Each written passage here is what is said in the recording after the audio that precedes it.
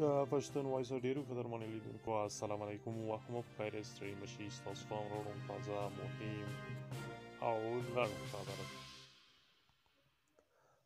د پاکستان وزیر اعظم عمران خان وایي اوس هیڅوک طالبان سولې ته نشي اړ ایستلی. د پاکستان وزیر اعظم عمران خان وایي اوس خورا ګرانه ده چې طالبان د سیاسي روغې جوړې ته مجبوره کړل شي.